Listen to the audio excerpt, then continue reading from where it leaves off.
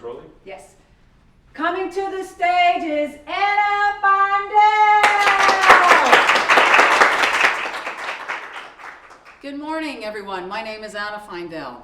Thank you, Sonia, for that wonderful introduction. I really appreciate it. I'm very glad that you're here today. I'm glad that you stepped up and came out. I'm very grateful. I feel very honored to be here to share with you my talk today. Kangaroos bounce back, and so can you. I have 5 steps on how to blossom into a brave woman. This is what we're going to talk about today. So we'll get a little more intimate, though.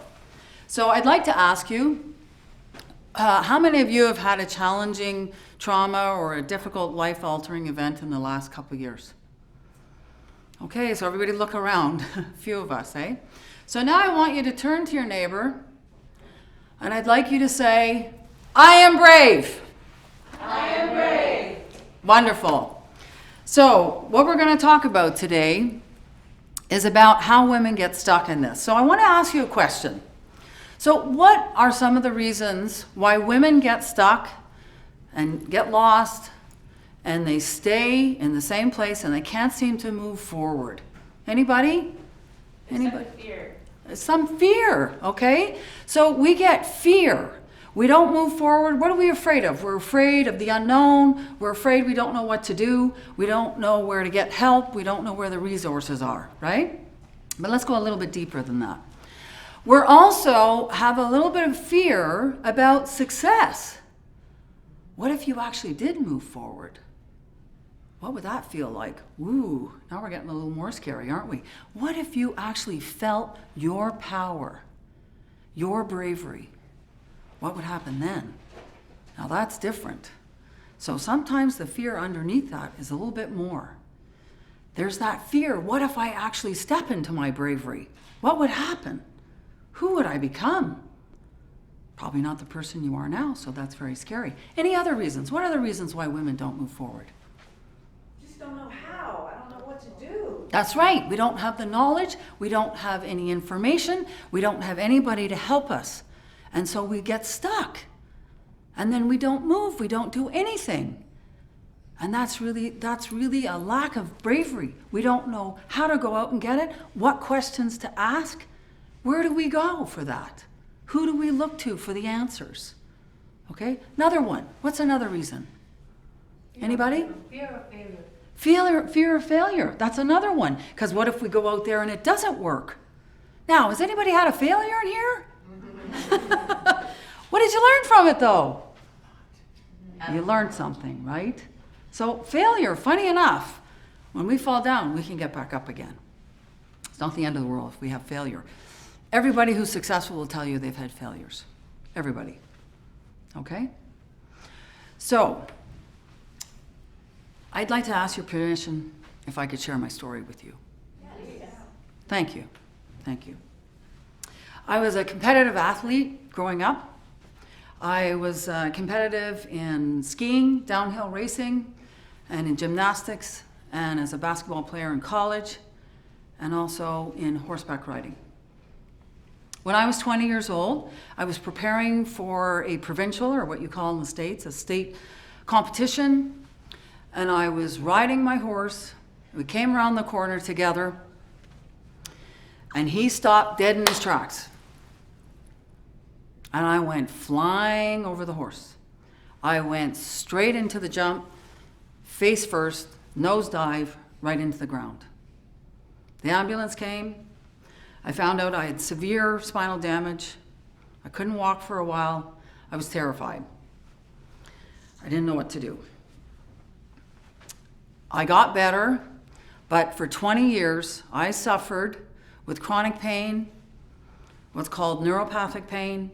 I was on severe medication, you know, the really good stuff, the good stuff, not the little stuff. 20 years, I suffered. I didn't know what to do. I didn't know where to go. One day, when I was 40, I was doing something really simple, really small. Turned around, picked something up, boom, I fell on the ground, I was paralyzed.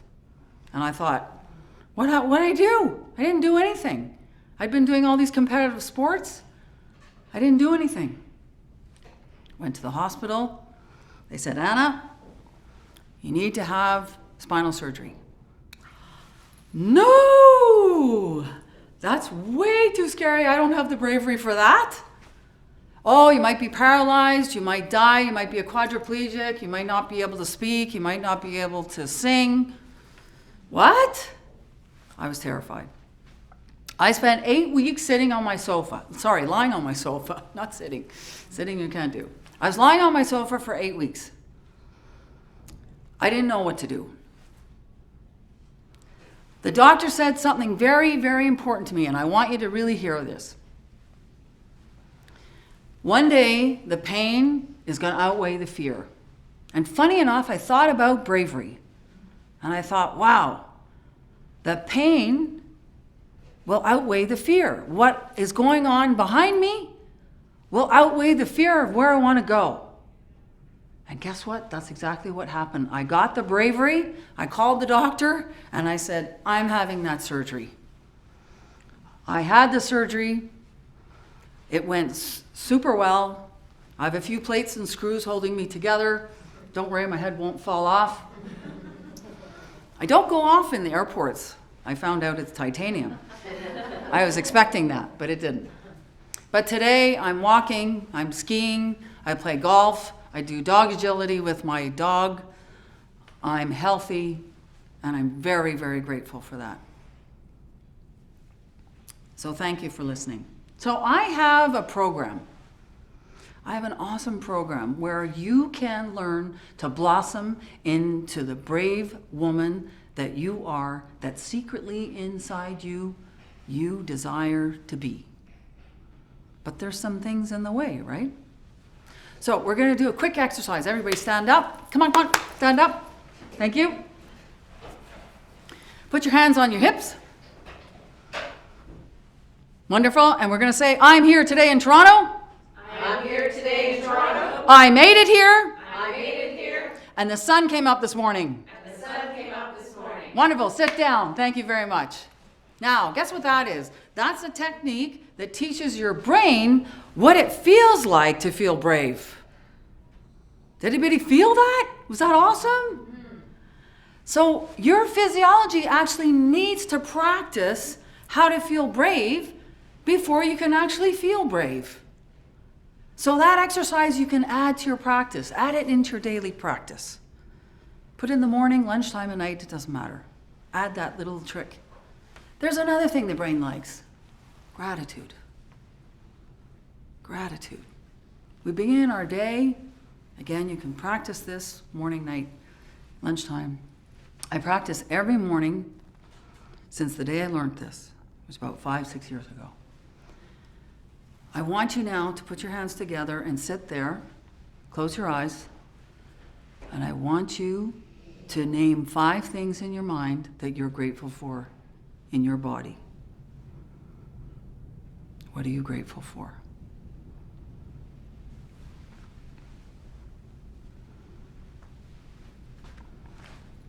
Thank you. Open your eyes. Thank you for doing that. I'm telling you, if you add this into your practice, this sets the tone for your day.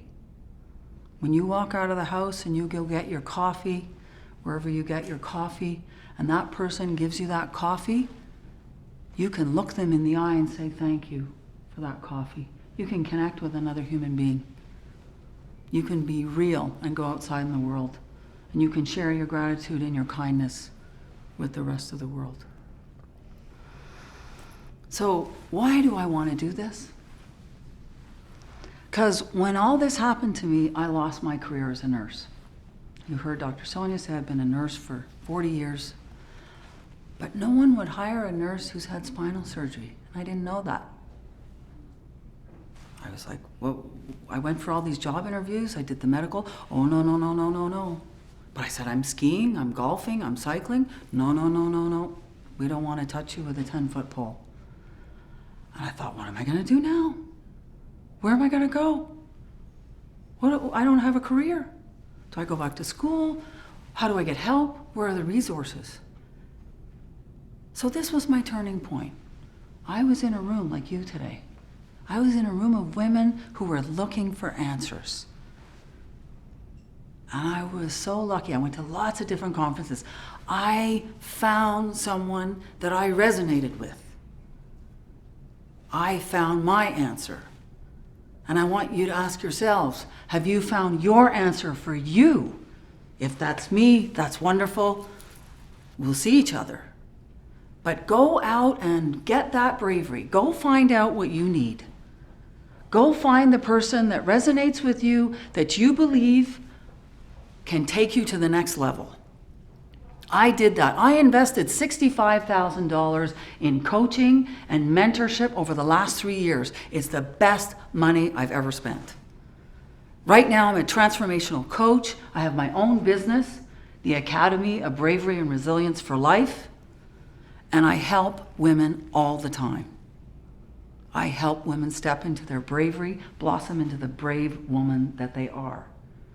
And I love it. Who goes to work and says, I love what I do? That can be an amazing feeling. So I love what I do. And I love that I've been able to share this with you today. But you can do it. The kangaroo bounced back. So can you. But you need to taste what it feels like to feel brave. In my program, I had a wonderful woman named Chantel. Chantel came to me. She was depressed, she wasn't very social, she was very shy, she didn't talk very much, she had really deep fears, she even had a phobia that she couldn't get over. She signed up for my 90-day program 2 years ago. She was committed, she participated, she practiced what I taught her, and she transformed into a brave woman. She blossomed. And everybody around her noticed. I saw her boss one day and she came up to me and said, what did you do to her? I said, I didn't do anything. I coached her. She got to her own bravery. She made the commitment. She practiced. She chose. And look at her now. She's brave. She found her passion in photography and writing poetry. She's publishing a book. She started going out socially. Her phobia, we worked on it together. She got rid of it. It's gone. It's opening up doors all over for her. She smiles. Everybody notices who she is. Isn't that fantastic? That's just something, making a commitment to do that. So if this resonates with you, for those of you who are interested, if you're really interested and you want someone to take you to the next level, you want to blossom into the brave woman that you know you secretly desire to be, I'd like you to come and join me in the back, have a conversation with me. For the first 5 people, I have a free gift for you. I want to thank you very, very much, everybody, for being here today. It's been an honor. I've enjoyed meeting some of you. The energy of this audience is fantastic. And I hope to see you at my table at the back.